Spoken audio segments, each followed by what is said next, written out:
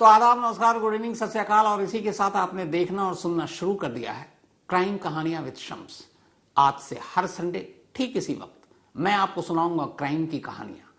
और इसी कड़ी में आज की शुरुआत एक ऐसी कहानी से जो आजाद हिंदुस्तान में आज भी एक मिसाल है। इसलिए कि आजाद हिंदुस्तान में न इससे पहले न अभी तक उसके बाद ऐसा कोई मामला सामने ही नहीं आया जब एक जज को सजाए मौत दी गई। न सिर्फ सजाए मौत दी गई बल्कि उसे फांसी के फंदे पर लटका दिया गया। और सबसे बड़ी बात यह कि मरते मरते भी उस जज ने यह नहीं बताया कि जो जुर्म उसने किया था उसकी वजह क्या थी। कहानी 1969 की है। असम में एक जिला है डुबरी। इसी डुबरी के डिस्ट्रिक्ट सेशन कोर्ट में उपेंद्र नाथ राजखोवा नाम के एक जज की तैनाती होती है।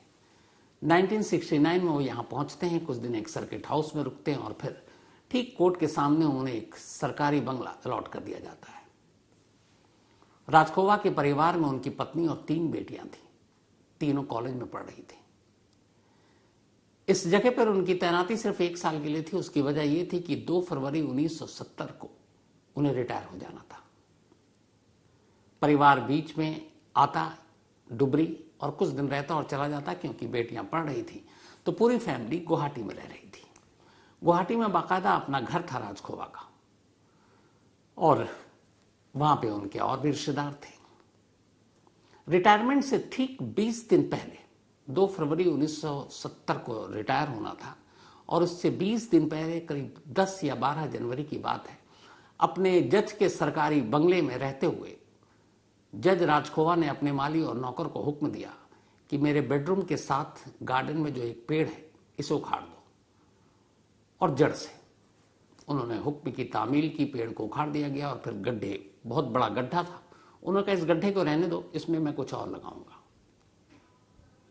इसके ठीक 2 दिन बाद फिर जज राजखोवा ने अपने नौकर और माली से कहा कि उनके बाथरूम के सामने जो सर्वेंट क्वार्टर है वहां पर एक और पेड़ है, उसको भी काट दो और जड़ से उखाड़ दो। वहां पर भी वो एक नया पौधा लगाएंगे। अब उस पेड़ को भी काट दिया गया। फिर उन्होंने कहा गड्ढे को भरने की जरूरत नहीं क्योंकि इसमें नए पेड़ लगाएंगे। अब उनके गार्डन में 2 बड़े बड़े गड्ढे और जज साहब वहां रह रहे हैं। इसी दौरान में सरस्वती पूजा की छुट्टी हो गई। परिवार घर आया। अब बंगले पर जो जज है उनकी पत्नी, जिनका नाम पुतुल राजखोवा, बड़ी बेटी लीनू राजखोवा, उससे छोटी लूना और तीसरी रूपाली, तो ये चारों पूरा परिवार अब जज के बंगले में रह रहा है। 10 फरवरी को अचानक जज साहब अपने तमाम नौकरों की छुट्टी कर देते हैं। कहते हैं आज पूजा हो रही है, जाओ मेला वेला देखो। और इससे पहले होता यह है कि दोनों बेटियां जो छोटी थी उनकी, रूपाली और लूना, उनके कॉलेज खुल चुके थे तो उन्हें वहां पहुंचना भी था, क्लासेस शुरू होनी थी। तो उन्होंने 8 या 9 जनवरी को अपनी दोनों छोटी बेटियों को गुवाहाटी वापस भेज दिया। अब घर में सिर्फ जज साहब हैं, उनकी पत्नी है और बड़ी बेटी है। 10 फरवरी को अपने नौकरों को भी उन्होंने घर से बाहर भेज दिया। इसके बाद रात 8:30 बजे आखिरी बार जज और उनकी बीवी और उनकी बेटी को लोगों ने एक साथ देखा। अब 10 फरवरी के बाद 11 फरवरी की जब सुबह हुई तो नौकर घर में आए तो उन्होंने देखा कि मैडम तो है नहीं, ना उनकी बेटियां। उन्होंने पूछा, उन्होंने कहा कि अचानक कुछ जरूरी काम आ गया था और इसीलिए वो लोग गुवाहाटी चले गए। अब नौकर को अजीब लगा कि बिना बताए गए, और उन्होंने कहा मैंने खुद बस स्टॉप छोड़ा है। तो ड्राइवर को भी लगा कि हमें बता देते, लेकिन खैर उन्हें लगा कि कुछ इमरजेंसी है, चली गई। अचानक नौकर की नजर पड़ी कि अब जज साहब बाथरूम में अपने कपड़े धो रहे हैं। उसमें पिलो कवर है, उनके शर्ट हैं, उनका पैजामा है। तो उन्होंने पूछा कि अरे आप मालिक क्यों धो रहे हैं, हम धो देते। उन्होंने कहा नहीं अब रहने दो, मैं वैसे भी रिटायर हो चुका हूं, क्योंकि 2 फरवरी को रिटायर हो चुके थे, तो मैं खुद धो लूंगा। नौकर बाहर निकला तो देखता है कि नाली से लाल रंग का पानी आ रहा है। तो उसे लगा पिलो कवर लाल था तो रंग उतर रहा होगा। उसने कुछ कहा नहीं, लेकिन सबसे हैरत उसको तब हुई जब 11 फरवरी की सुबह 10 आखिरी बार मैडम और उनकी बेटियां को देखा था। उसके बाद वो चली गई। जो बेडरूम के सामने का पेड़ था और जो गड्ढा था, वो गड्ढा भरा हुआ था, उसको बराबर कर दिया गया था। जज साहब से उसने पूछा कि जज साहब इस पे कुछ पौधे ही है, तो उन्होंने कहा नहीं, पौधे अभी आएंगे, तब तक ये गड्ढा था, कोई गिर ना जाए, इसलिए मैंने इसको भरवा दिया। बात आई गई होगी। इसके बाद 11 फरवरी की ये बात थी।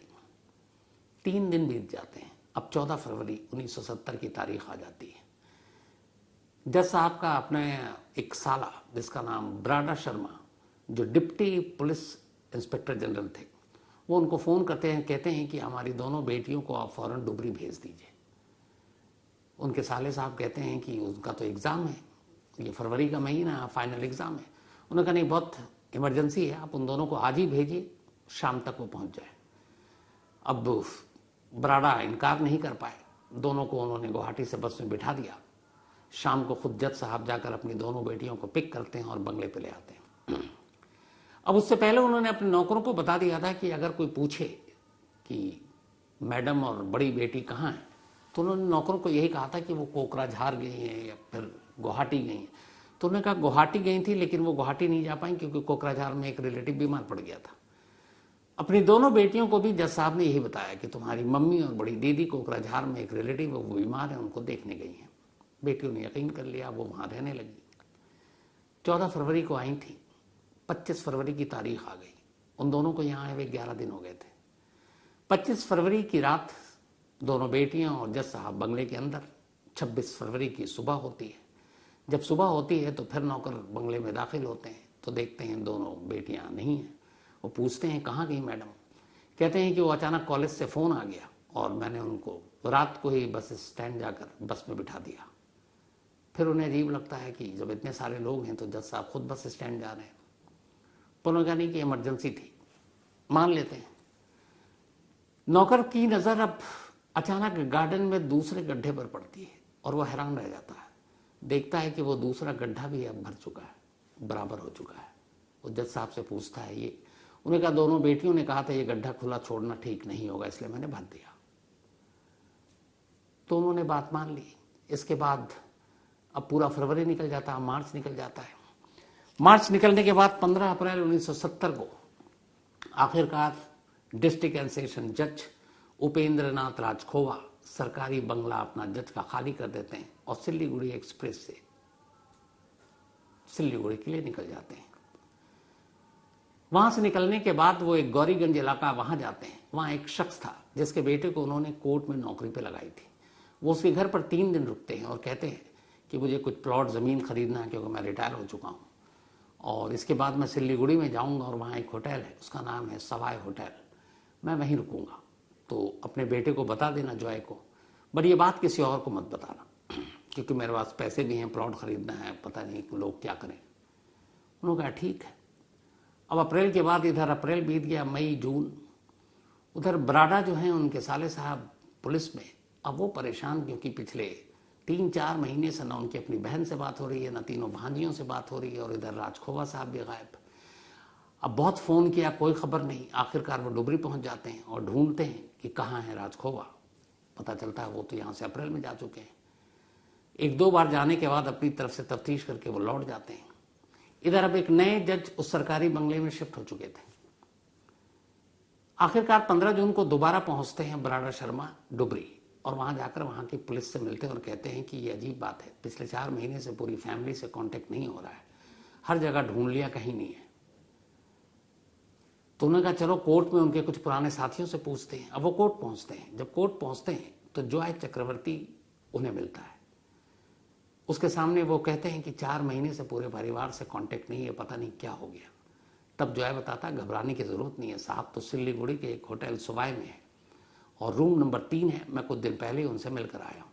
ये सुनते ही बराड़ा डुबरी के पुलिस वालों को अपने साथ लेकर, चूंकि वो खुद बड़े पुलिस अफसर थे, सिलीगुड़ी के होटल सुबाई पहुंचते हैं। रूम नंबर 3, दरवाज़ा नॉक करते हैं, दरवाज़ा खुलता है, अंदर राजखोवा थे।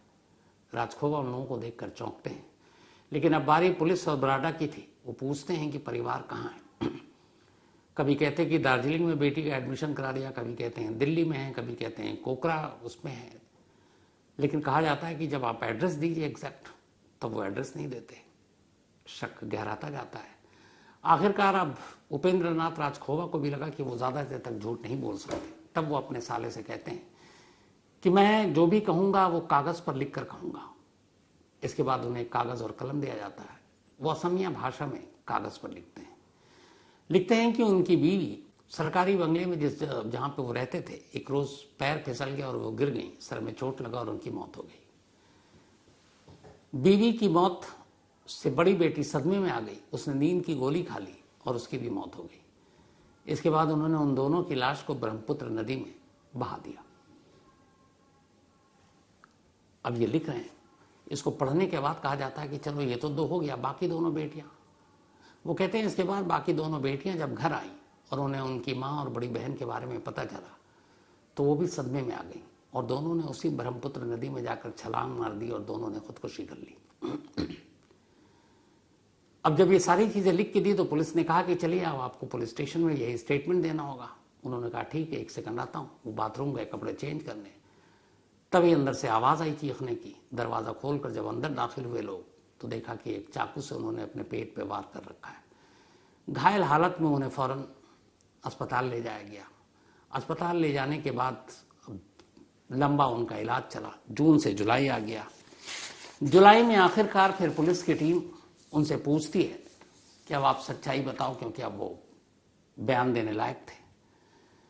तो फिर उन्होंने कहा कि ठीक है मैं सच्चाई बताऊंगा, लेकिन चलकर बताऊंगा। 25 जुलाई 1970 यही वो तारीख थी। जज उपेंद्र नाथ राजखोवा डुबरी पुलिस के तमाम ऑफिशियल और अपने साले ब्रार शर्मा जो खुद एक पुलिस अफसर थे, उनको लेकर सीधे डुबरी पहुंचते हैं और अपने उस बंगले की तरफ इशारा करते हैं। कहते हैं मेरे सारे सवालों के जवाब इसी बंगले में है। इस बंगले की खुदाई करनी पड़ेगी, इसकी तलाशी लेनी पड़ेगी। अब वहां ऑलरेडी एक और जज, पुलिस ने कहा ठीक है। आनन फानन में वो अदालत में गए। उन्होंने अदालत से इजाजत मांगी। जो जज साहब उस बंगले में रह रहे थे उस वक्त, उनसे भी इजाजत मांगी, इजाजत मिल गई। अब उसके बाद उपेंद्र नाथ राजखोवा को लेकर उस बंगले के अंदर वो दाखिल होते हैं और जहां जहां वो कहते हैं वहां वहां खुदाई होती है। सिर्फ 2 जगह, 2 पेड़ जो उन्होंने कटवाए थे, जिस गड्ढे को भर दिया गया था, जब उस गड्ढे को खोदा गया तो एक गड्ढे से 2 कंकाल और दूसरे गड्ढे से 2 कंकाल, 2 गड्ढे से कुल 4 कंकाल बाहर आते हैं। उन कंकालों के साथ कुछ सैंडल, कुछ कपड़े भी थे जो गवाही दे रहे थे कि ये लाशें किसकी हैं। जब ये कंकाल बाहर आए तब उपेंद्र नाथ राजखोवा ने कहा कि एक जो उनके बेडरूम के बाहर वाला जो गड्ढा था उसमें उनकी बीवी और बड़ी बेटी की लाश थी। जो सर्वेंट क्वार्टर के सामने बाथरूम के बाहर गड्ढा था उसमें उनकी दोनों छोटी बेटियों की लाशें थी और इन चारों को उन्हें नहीं मारा। अब जैसे ही यह बयान आया हड़कंप मच गया। जज उपेंद्र नाथ राजखोवा अब पुलिस के कब्जे में थे। पुलिस उनसे पूछताछ करती है। पूछताछ करने के बाद अब पुलिस को ये शक था कि ये काम अकेले तो कर नहीं सकते, तो लाश को ठिकाने लगाने, लाश को बाकी जो सबूत मिटाने, इसमें कोई उनका हमराज होगा। तब तफ्तीश के दौरान एक नया नाम आता है। जज साहब का एक पुराना ड्राइवर उमेश गुवाहाटी में ही जज साहब के घर पे रहा करता था। उनकी पत्नी और बेटियों के लिए गाड़ी चलाया करता था।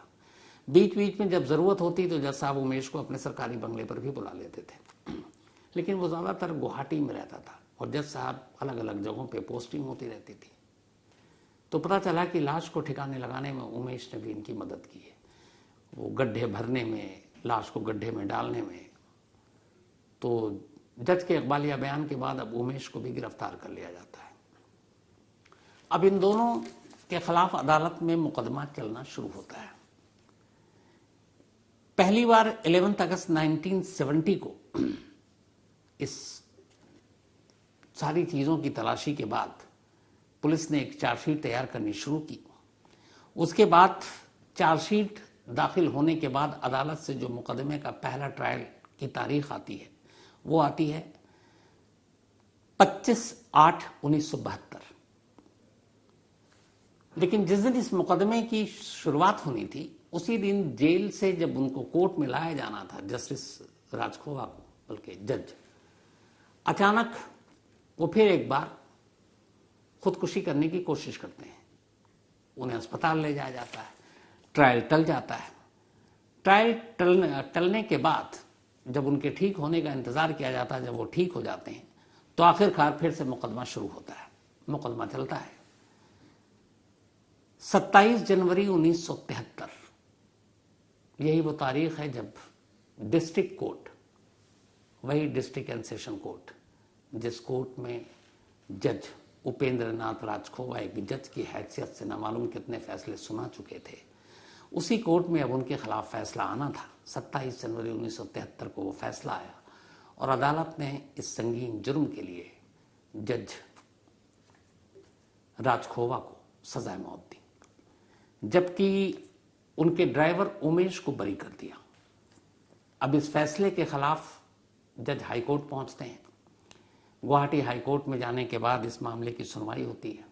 गुवाहाटी हाईकोर्ट भी जो है वो लोअर कोर्ट के फैसले को बरकरार रखती है, जज की फांसी की सजा को बरकरार रखती है, लेकिन उमेश को जो लोअर कोर्ट ने बरी किया था उसको उम्र कैद की सजा दे देती है।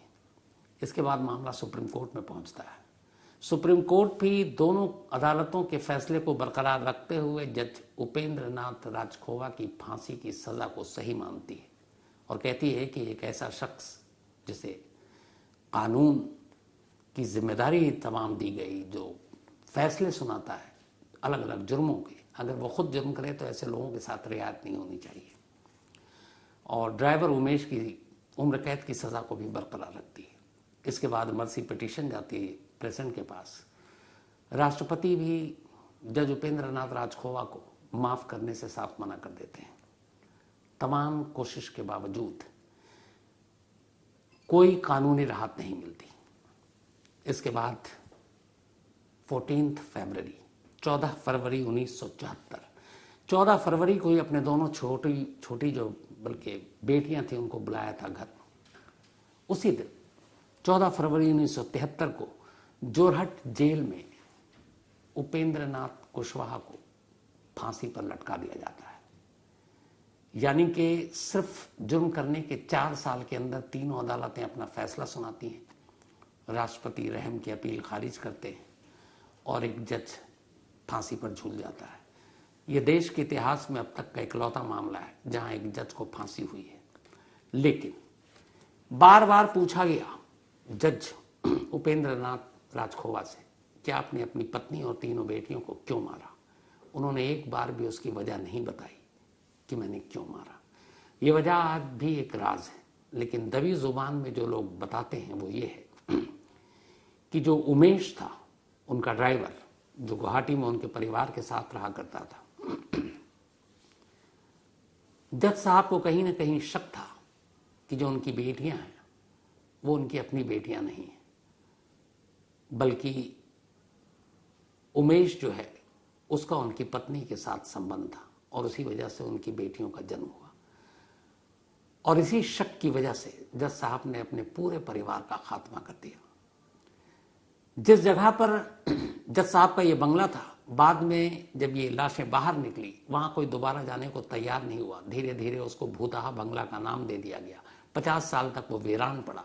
2017 में उसी जगह को तोड़वाकर सरकार ने वहां पर एक नया डिस्ट्रिक्ट एंड सेशन कोर्ट बनाने का फैसला किया। 2023 में उसका उद्घाटन हुआ और अब उसी जगह पर फिर से अदालती कामकाज चलता है। लेकिन आज भी उस बंगले को, उस कहानी को वहां के लोग भूल नहीं पाते हैं। तो क्राइम कहानियां में आज इतना ही।